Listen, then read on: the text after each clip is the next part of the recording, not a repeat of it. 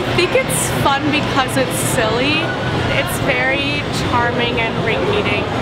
I gotta say, it brings back memories. It brings back classic games. Games I didn't think I would play in this era.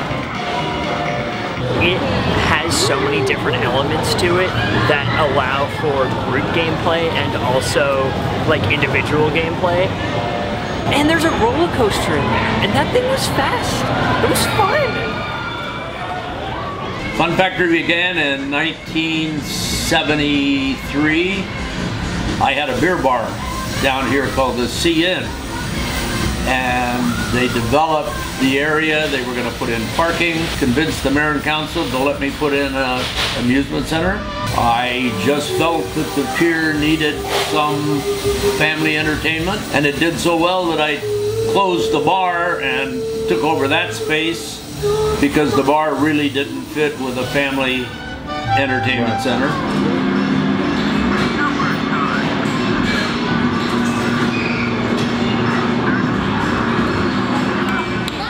My relationship with the Fun Factory started, I want to say probably when we were, what, like 5 or 6. Started coming down here with the parents. Whenever we'd go down to the pier in Redondo, you know, the Fun Factory was always a stop that we would go to.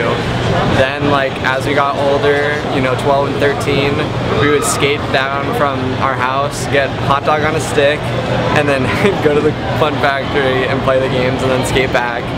And like, we must have done that, you know, multiple times during the summer, and then it's just kind of continued on and it never got old, so.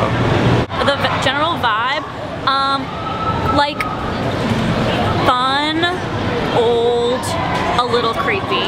I mean, there are a lot of clowns, so I think that they knew that, I mean, maybe they didn't, but there are just a lot of clowns, so it does feel a little creepy, but fun. I gotta be real, I did not play this before. Coming here, it's Pac-Man, and Pac-Man is huge, like, in the gaming industry, and coming from a machine from the 1960s, it makes a difference.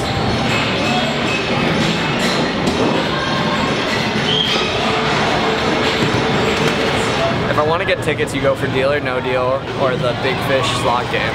Deal or No Deal for tickets, 120%. Love that game.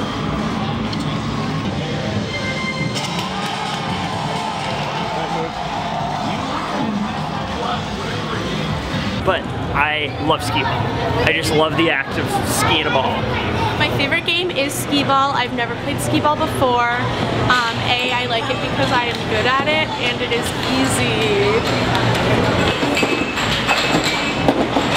There was this roller coaster one that you like laid down in, and it was like a really old, it was like an old 4D experience. It was like Soarin', but better because it was like janky and rickety, and there were like Playmobil people literally in it because you're like a small toy. Oh, also I like, this is one thing where you put in a quarter and then a person spins around and it's the guy from the Flintstones and an egg comes out and in the egg is a figurine of a little dog. Go to Google, type in my name, I've got 51 patents listed, and I think I have more that aren't there, but I've got 50 or 60 patents. Some have been very successful. I had a patent on I put the joystick on a crane and make it legal in California. I made the wedges and ledges, which are the coin pushers, and that was the first game I invented. It derived from a British gambling game called Penny Falls. I fought with the LA sheriff, a gentleman named Bob Snyder, for years, trying to make it legal. The best game I think I've ever thought of is the game I just did, the aluminum can game, soft drinks. We have one out there that we run with Red Bull, and you turn the cans upside down, the bottom of the can becomes a perfect target for a vacuum cup, and we filed for patents on that, and I think we'll get them. I've licensed probably half a dozen games and made more money on my patents than they cost me to get. My favorite game was the horse game where you roll the things and the horses go, because we could all play it at the same time. That was fun. And the horse race is the best game here. It's the oldest one, is the best one. So regardless of when I come down, I have to play that game at least once. So.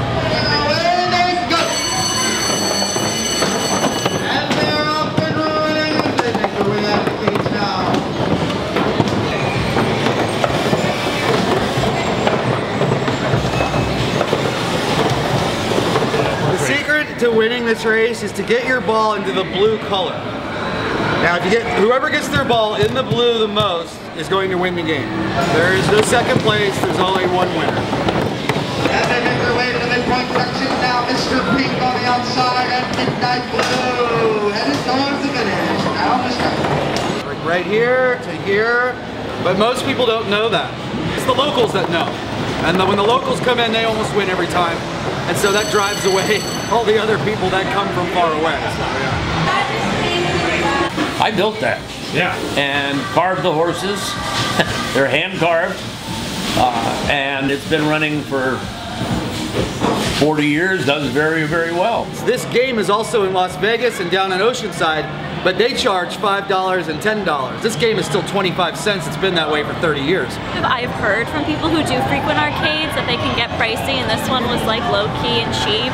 I don't think it matters too much how much the games are. I mean, if they're a quarter or they're $1, if a family comes in with $20, you're going to get their $20, whether you get it a quarter at a time or $1 at a time. And I think people have more fun at a quarter.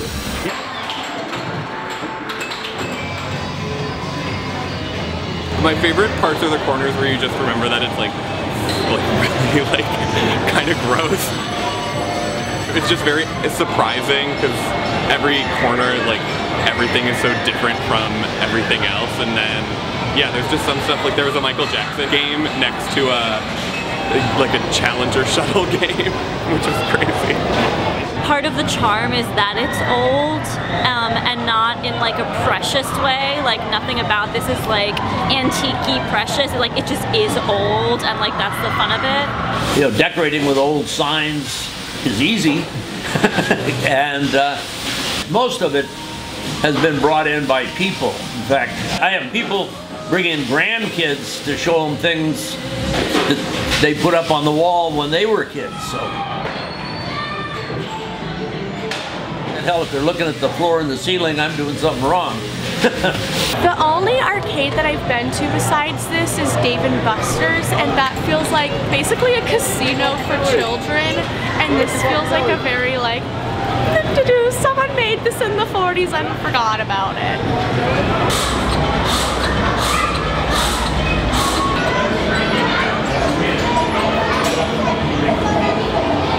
The prizes are by far our biggest business. About 50% of our business. A lot of the general merchandise we buy at suppliers downtown. The statues just really spark the imagination. There's so many fun statues to get. It really just makes you wonder where did they get all this stuff? It's just so random, all this stuff.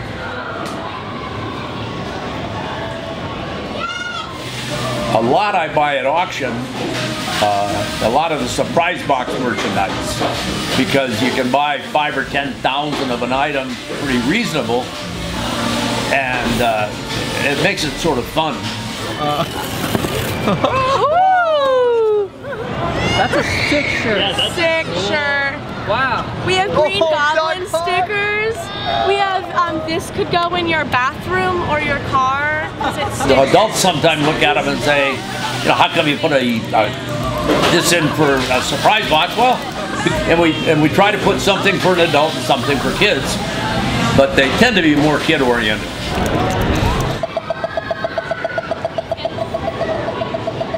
The Fun Factory made an agreement that we would close at the end of the year. I'm leaving basically because my landlord sold the lease to the city because the CenterCal development, and the city made an offer that was just too good to refuse. CenterCal tried to take over and put a hotel here, and Redondo said we're not having it because they just built casino hotels down the street. What happened with CenterCal is CenterCal was going to go ahead. The city desperately needed the property, bought it. Now it was an okay deal at the time they bought it. Now they lost CenterCal and it's not a good deal. So what the owner's trying to do, Steve Schumacher, is he's trying to buy another 6 months out of this place so we can be here for another summer. But if you've read in the Daily Breeze, it's not happening. The city doesn't want to give a short-term lease. Fun Factory says they think the city should give a month to month or day to day. All the businesses, especially Quality Seafood, when this place shuts down, Quality Seafood will lose 50% of their business.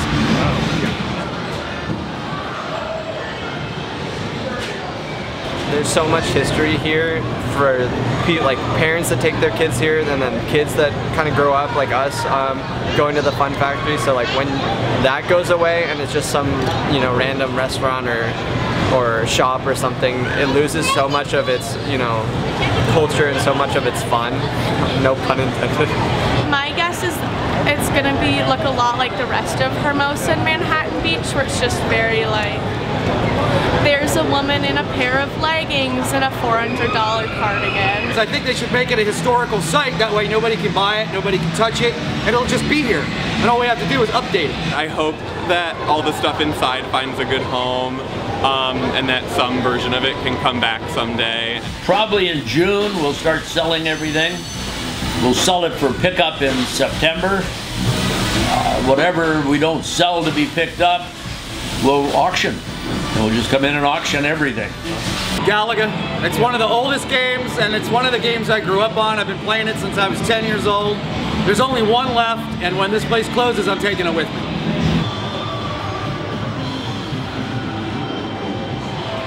These are regulars. Like, these are people who come here all the time. They know how it goes.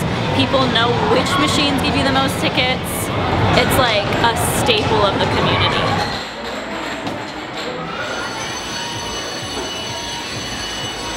Almost everyone that I've talked to, you know, about the Redondo here, they think of the Fun Factory. That always comes up in conversation as one of the first topics that we talk about. Everybody wants a little piece of something out of here, that's for sure. There's nothing like this place.